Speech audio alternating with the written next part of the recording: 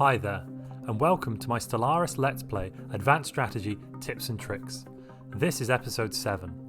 In this episode, I'm going to look at Curator Enclaves, balancing robot assembly, more factions and migration pacts, piracy, and whether or not you should take Caravaneer Deals. I hope you enjoy the episode. Okay then, so here we are back again. We have our capital. We have our capital, which has 4 research labs on it. We have a generator world with a single alloy foundry on it. We have our 3rd colony with 2 mining districts on it. And we have our 4th colony with a single agriculture district. Construction project concluded. And there we are. So we've just built our station down here, which means we've managed to successfully keep our expansion options open. And now we found the curators. So the curators are fantastic. They can provide us a 10% bonus to research speed, just like we had from that Ascension perk. So as soon as you find the curators, you want to sell whatever it is you need to sell to get hold of 1,000 energy credits to purchase an extra 10%. That extra 10% is going to have put us up. So now we're at plus 54% on physics and engineering and plus 39% on our society research. So per turn we're actually doing around 110 physics and 190 engineering each month, which is quite a lot.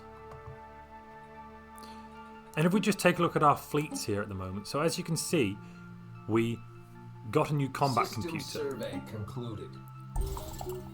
This combat computer uses an extra 5 power, but that's not been a problem because we've got our 2 nano composite armor, so that's just slotted right in.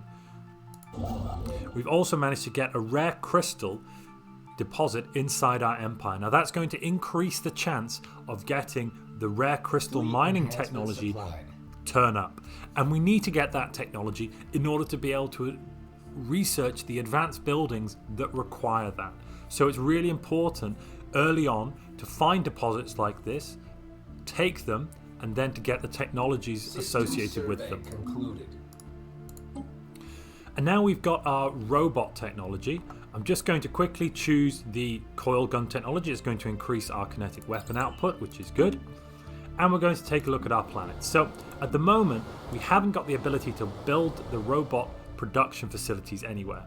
Now, we do want to build that building. We need to keep in mind, though, that the robots will only be able to work on food and mining districts.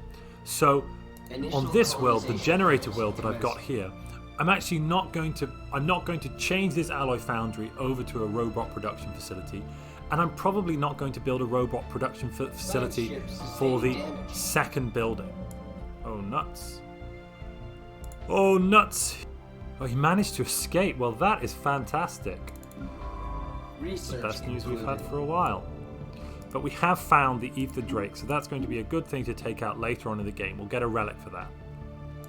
But coming back to the robot building, so it would seem like it's a really good idea to build your first building at the 5 production slot on robots everywhere. But actually, what I found in playing the game is that will put you at a significant disadvantage, specifically in terms of alloys, but also in terms of the fact that you won't have any buildings on those to produce. So I'm actually not going to build the robot assembly plant on all of my colonies. I'm going to build it on these 2 colonies where I have food and mineral buildings, but I'm not going to build it initially on this colony on Jap Prime. I want to make sure that I get a good alloy income. I'm probably going to build a 2nd alloy building when I upgrade this assembled shelter here. And then here, looking at my physics research, I've got an interesting choice. So the blue laser, I'm not going to take that for now because I'm going to go down the coil gun path, the mass driver path. I could take the research station output, or I could take the planetary inhibitors, starbase FTL inhibitors. So looking at the details map mode, I can get a better view of how much research I'm getting from my various star bases. So I've got 14. So a 10% bonus on that would be an extra 1.4 research overall. That's not very much. So actually at this point I'm going to take the FTL inhibition. That's going to allow me to lock down my external borders with star bases, which will be quite useful. And we have a new faction founded. Let's just go and quickly take a look at what they want. Anomalous readings registered. So here they are. They're only at 19% happiness. That's really quite low. Is there anything we can do to make them happier? So let's start looking through. No purges. So we're allowing purges at the moment. That's something I'm not necessarily sure that I really want to do. I don't want to purge any species. I want to keep my pops around. So I can go into my policy straight away and I can change my purge type to prohibited. I can change that back in 10 years if it becomes necessary. But I'm not sure it will. What else have we got here? So all refugees welcome. At the moment, I'm not allowing enough refugees in apparently, so I'm going to go to my policy on refugees and I'm going to change it to all refugees welcome. There we are. That's increased the overall happiness from 19% to 64%, which is really good. We've now gone from 0.04 or 0.05, I can't quite remember, but up to around 0.2. And we're going to be getting a 5% bonus to the happiness of pops in that faction. So it's really important to make sure you come in and you manage your policies whenever a new faction is created. If by changing my policies I would have upset one of my other two factions, for instance, if I had a xenophobe empire, I would be upsetting my xenophobe faction if I went with xenophile policy choices. I'd choose whichever faction was the largest, and probably also which faction was part of my core beliefs, the ethics of my species. Now also we've managed to build our colony ship here. If we take a look at our planets, there's something important I can do now as well, is I can look at how much migration we're getting versus how much we're giving away. So at the moment I've got a total of 3.2 across my planets and I'm losing 3.4 pop growth from my capital. So that means I must be losing population growth to my neighbor with our migration pact.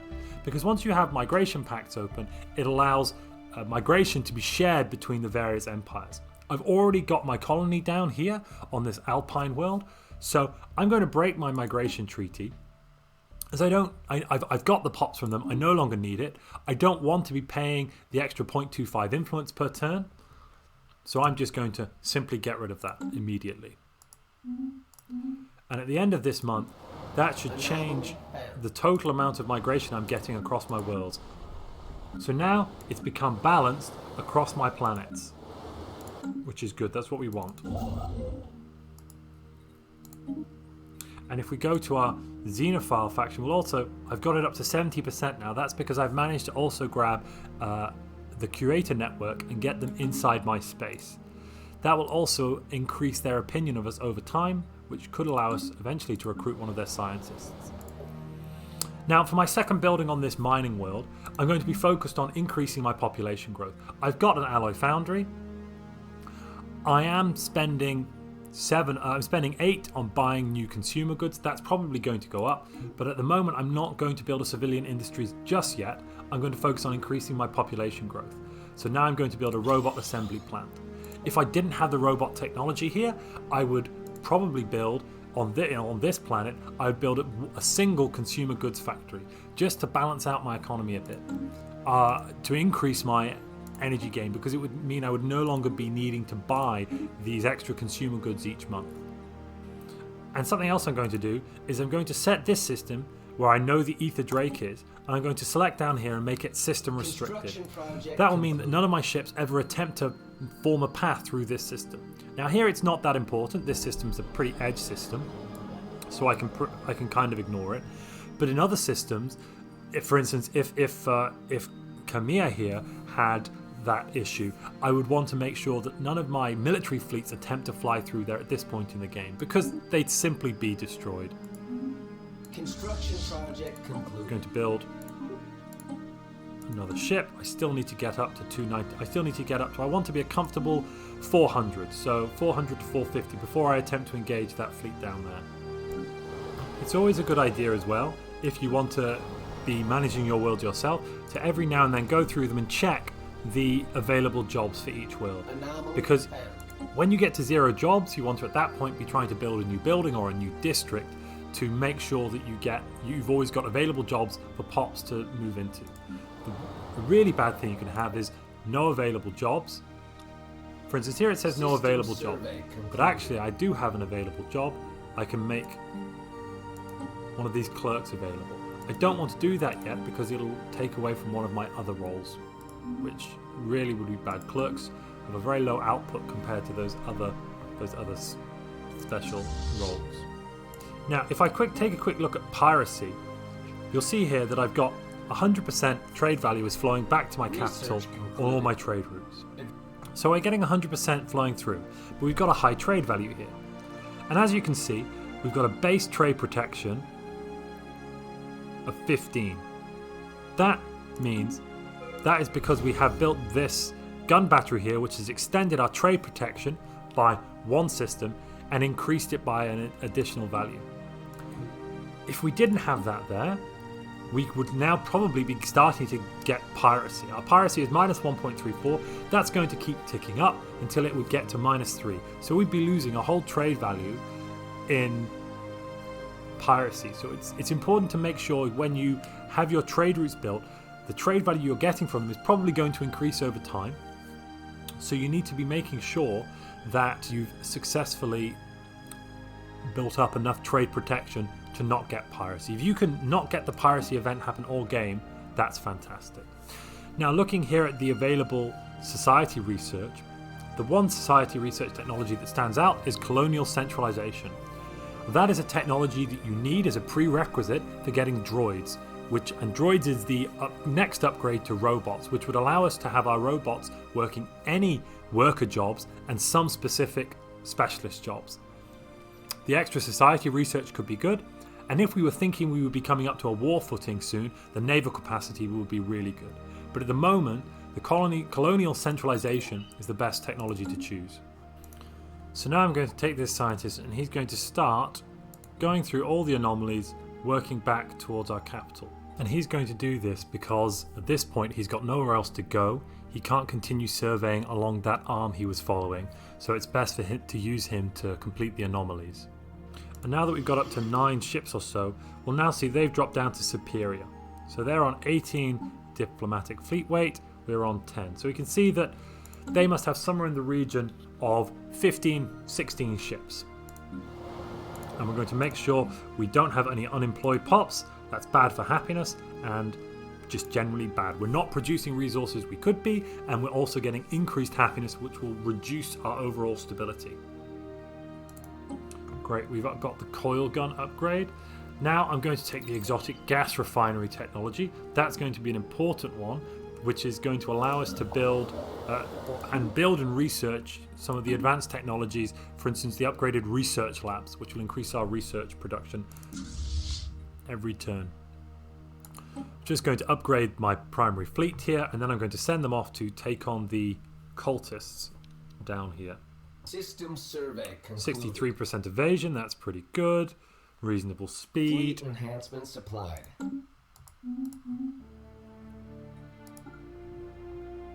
Increased fire rate, increased speed.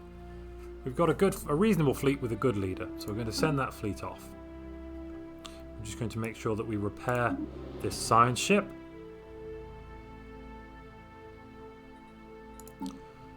What I'm going to do as well is I'm going to swap over the brain slug scientist with the non-brain slug scientist, because that's going to increase our research speed by an additional 10%. I want the brain slugs in charge of our science research. Construction project concluded. I'm going to automatically set this world as well to be a mining world, as I don't want it to accidentally change to the wrong type of world for the first 10 years or so. And now, as you can see, we're getting 2 pop growth from assembling pops and 3 pop growth from our regular growing. So we're now at +5 pop growth on this planet. It would require lots of technologies and lots of other things for that to be any good. So let's just take a look over here at this engagement. As you can see, we're not taking very much damage. We did lose a single ship again. That's a little bit annoying. But overall, we're giving out a lot more damage than we're taking in.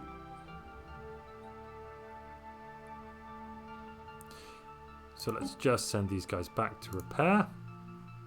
And we have, looks like some Caravaneers coming through.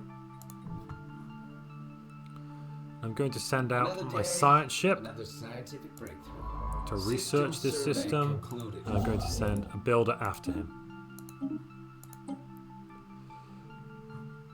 Now at this point I am going to take the fusion reactor technology. It's a cheaper technology. I don't need the extra research alternatives. And here we are. We're getting some messages from the Caravaneers. Now you always need to be careful. Sometimes they give you fantastic offers. Sometimes they give you really bad offers. Now in this case they're offering a +5 energy for 100 consumer goods. Well, at this early stage of the game I think that actually could be worth it. So I'm going to accept that. Let's increase our energy production here.